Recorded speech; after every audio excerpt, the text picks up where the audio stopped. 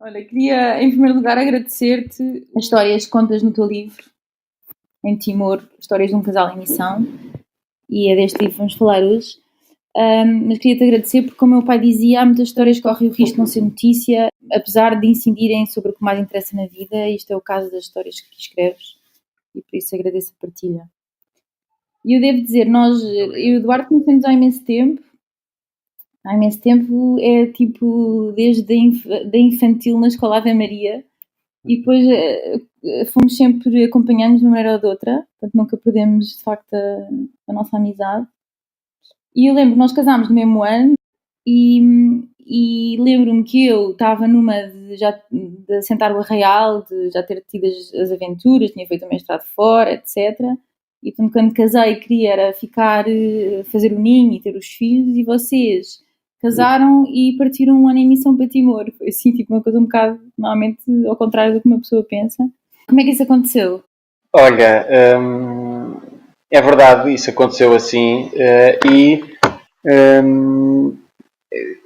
esta ideia de partir em missão começou comigo e muito antes de conhecer a Matilde, ou seja, eu durante algum tempo, eu diria da minha adolescência ou início da vida adulta, pensava muitas vezes que gostaria de fazer uma experiência de missão quando casasse. Não sei porquê, mas pensava sempre isso. Gostava de ter essa experiência depois de casar, ou seja, numa aventura a dois com a mulher com quem eu viesse a casar, sem que eu soubesse quem era. E depois comecei a namorar com a Matilde, e essa ideia de vez em quando provocava-me, fazia-se presente, e eu um dia perguntei-lhe e falei nisso, e ela disse: pronto, acho muito bem que aches isso, mas eu não acho, isso não é algo que me chame de todo e não tem muito a ver comigo. E enfim, e o tempo foi passando, não era se calhar a resposta que eu gostaria de ter ouvido, se calhar uma resposta do género, bora lá os dois, que giro, e vamos ajudar os pobrezinhos e isso vai ser tão bom para nós e etc. Era uma resposta que naquele momento me deixaria mais satisfeito e mais empolgado, não é?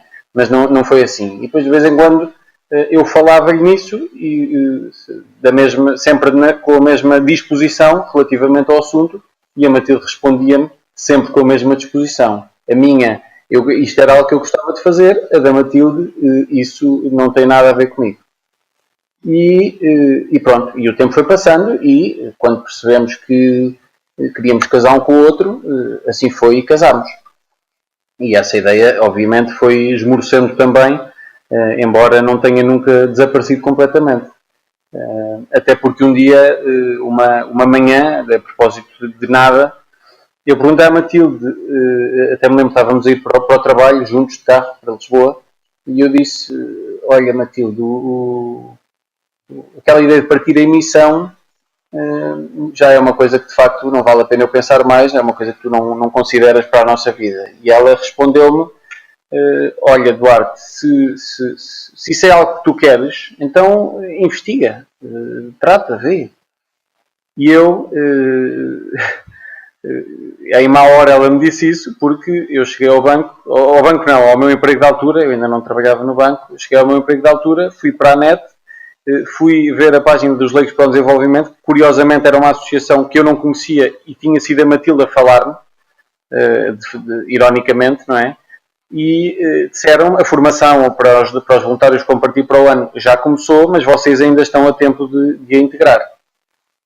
E pronto, e eu fiz o que a Matilde me disse, investiguei, e quando disse à Matilde, vamos a tempo de começar a formação, mas é uma formação que dura um ano e não tem compromisso, ou seja, também tive de vender a coisa da forma adequada, não tem compromisso nenhum, podemos fazer a formação e etc.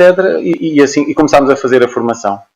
E é engraçado porque ao longo da formação foi-se, por um lado, confirmando em mim o desejo de partir em missão, e por outro, nascendo e crescendo na Matilde esse mesmo desejo. Em mim já existia, nela não. E foi muito sempre entendido por ela que o pedido que lhe era feito era feito através de mim.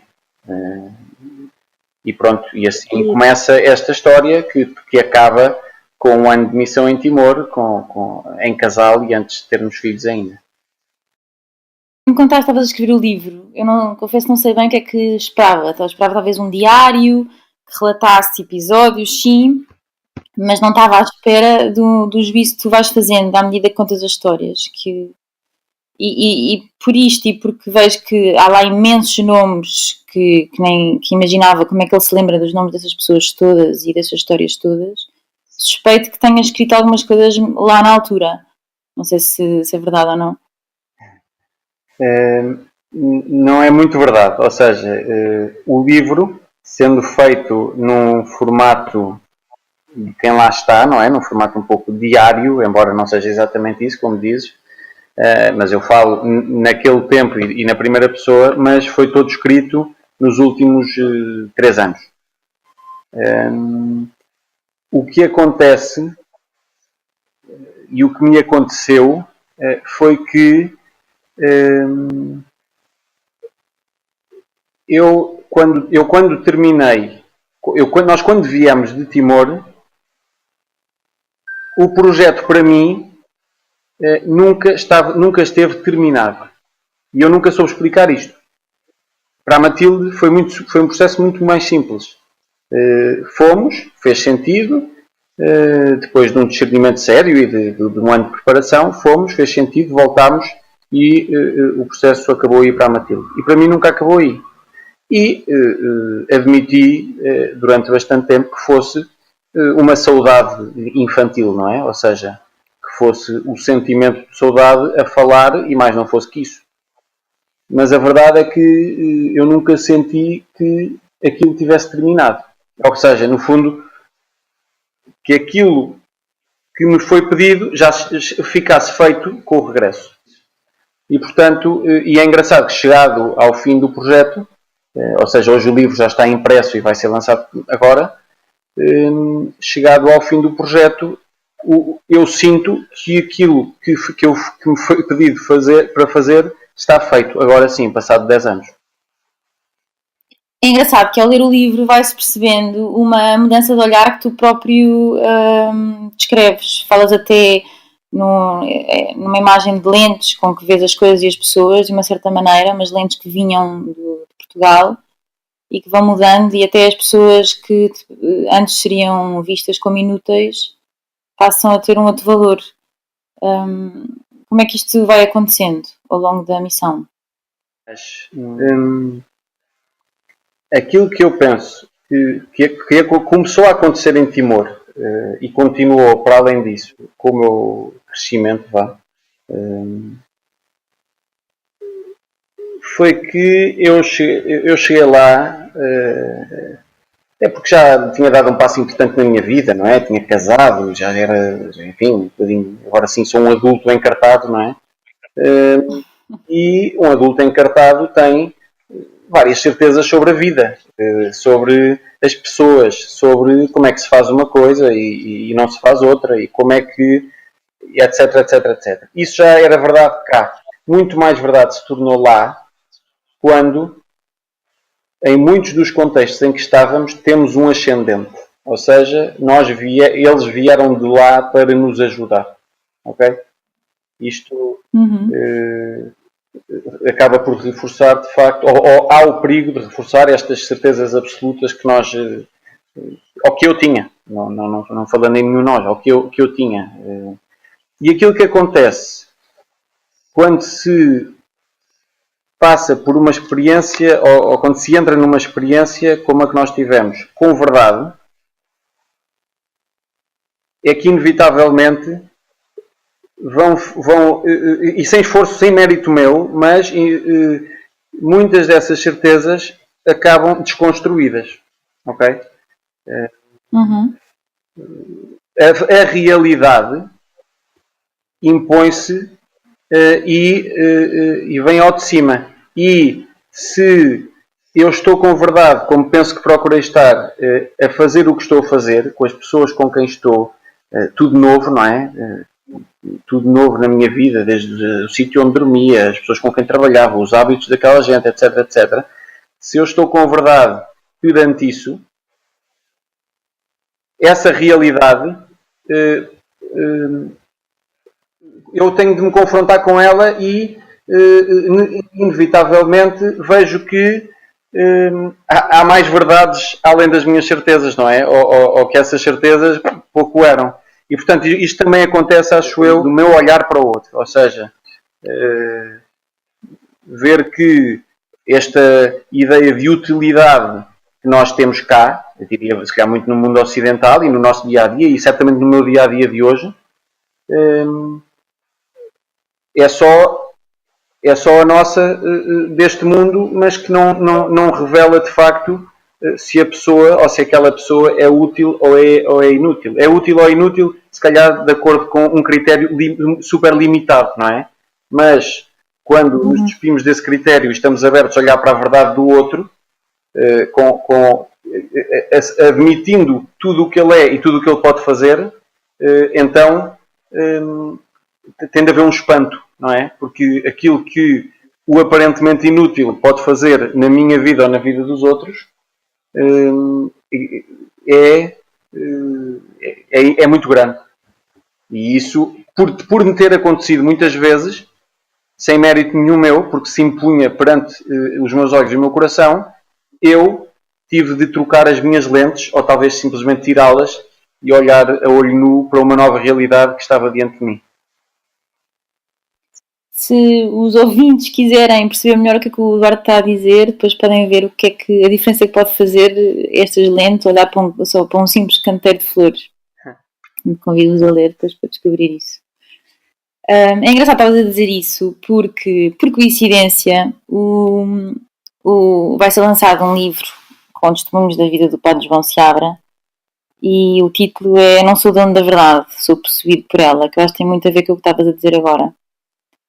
Bem, nós os dois conhecemos o Padre João há imenso tempo, mas aproveitando agora esta frase que foi ele que disse na primeira homilia e que reflete bem o que estavas a dizer agora, se te pedissem um testemunho para esse livro sobre o Padre João, o que é que podias dizer? Essa pergunta é tramada. Mas eu, nos últimos anos, principalmente, conheço o Padre João desde que nasci, acho eu.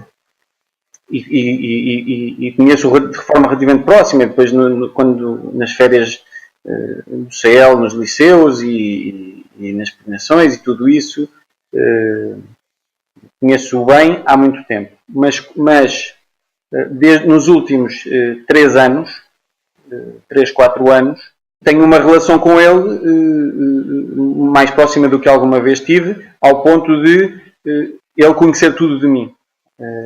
E o facto de ele conhecer tudo de mim ter sido, eu talvez ponha as coisas assim porque até penso que ele preferia, mas ter sido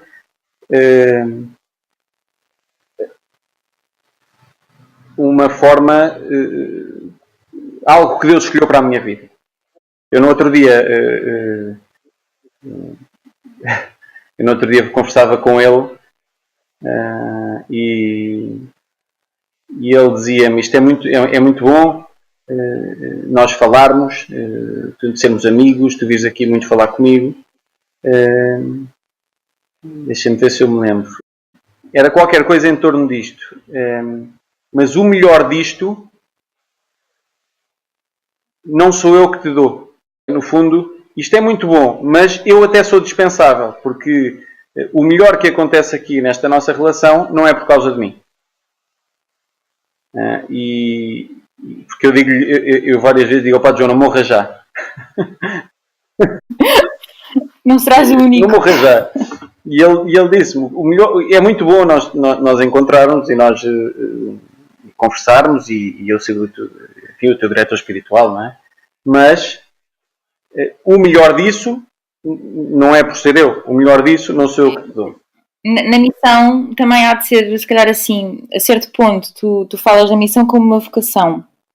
E também estavas a dizer há bocado que que a coisa não estava concluída. Sentiste quando chegaste que não era uma coisa que se estava fechada, não é? Portanto, há qualquer coisa que permanece.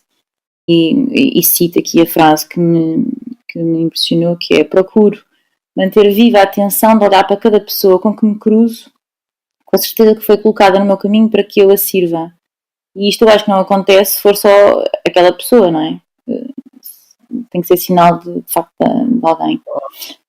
E como é que, a pergunta que eu queria fazer é: como é que tu mantens esta tensão de serviço no dia a dia depois de Timor? Em Timor seria difícil, mas imagino que se calhar nem sequer era mais fácil. Mas como é que fizeste lá e como é que isto pode ser uma coisa que continua em todos os lados para onde vamos?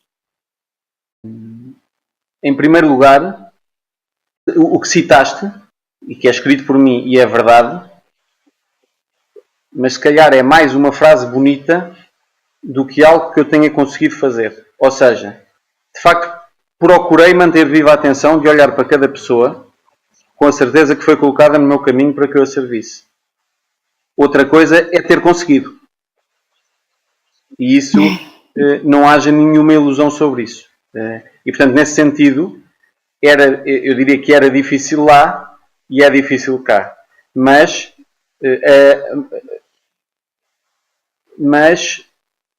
a exigência é a mesma, obviamente, não é? Como dizes.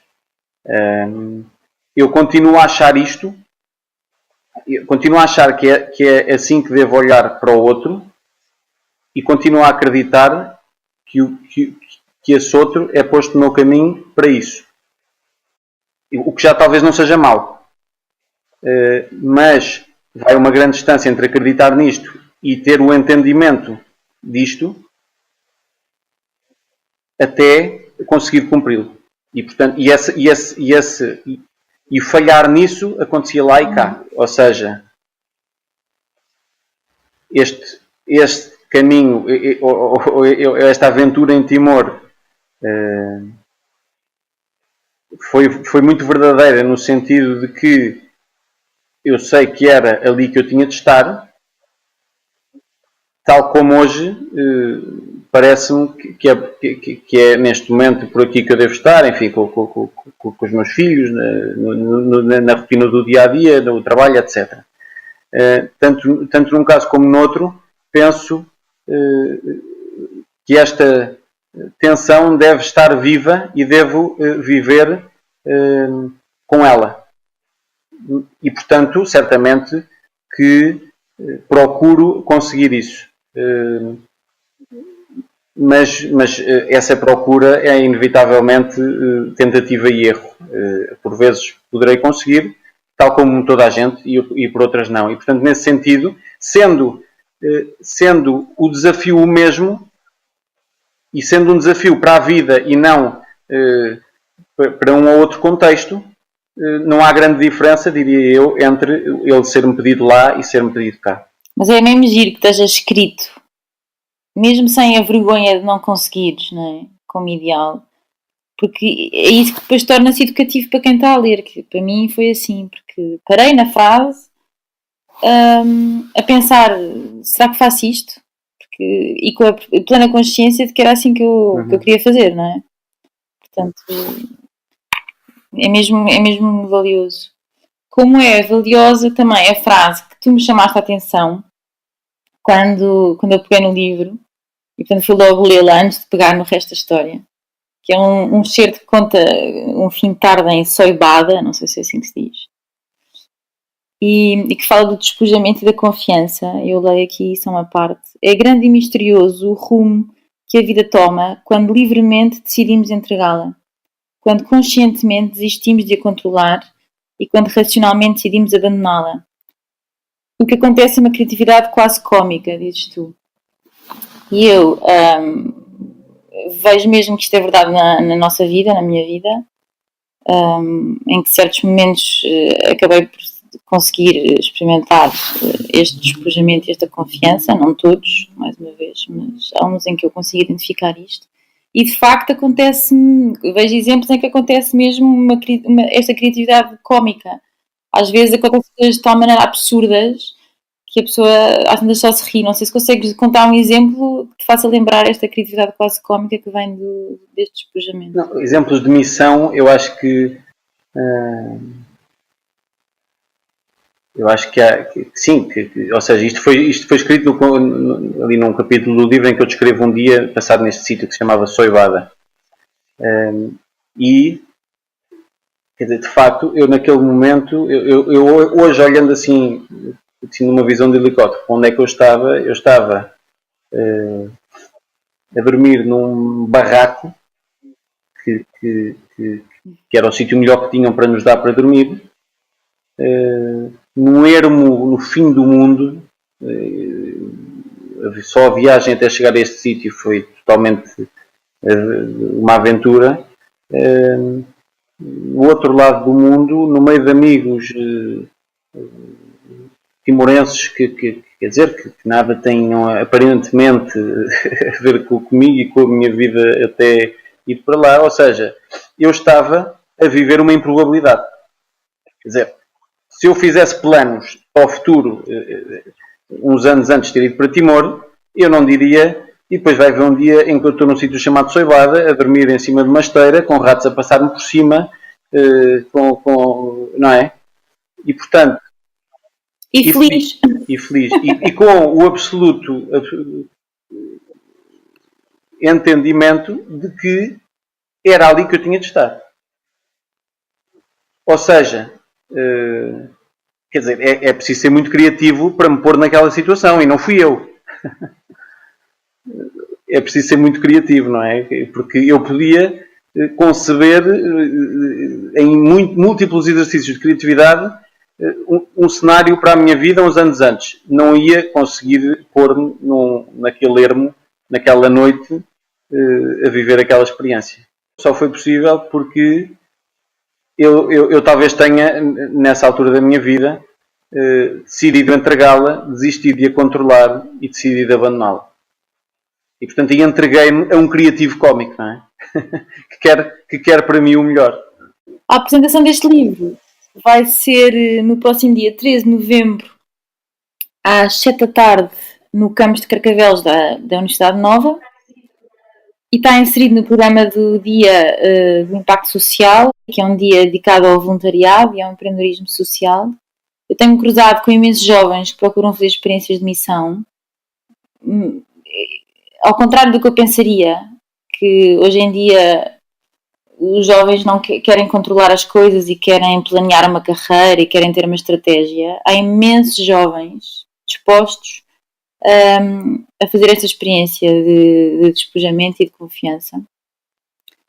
E isso vê-se bem no fenómeno de popularidade das missões país que a gente tem visto, que são aos montes. E o que eu te pergunto é: o que é que tu dirias a alguém que está a pensar agora sair em missão?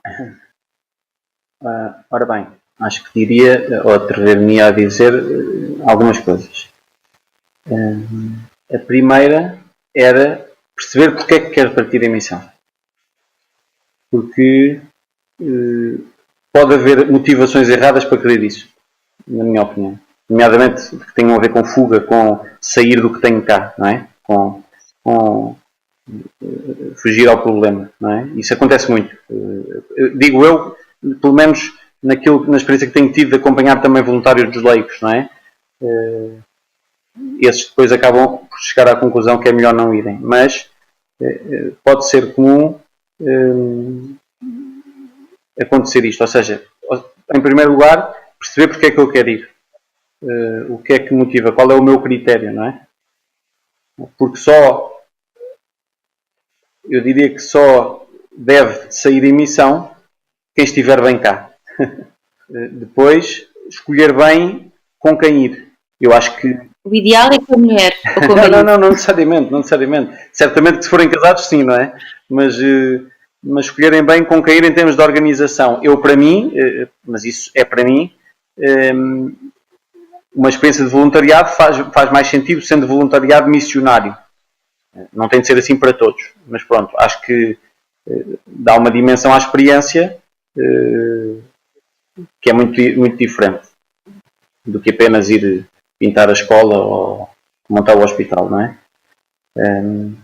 E finalmente diria que o trabalho voluntário é um trabalho.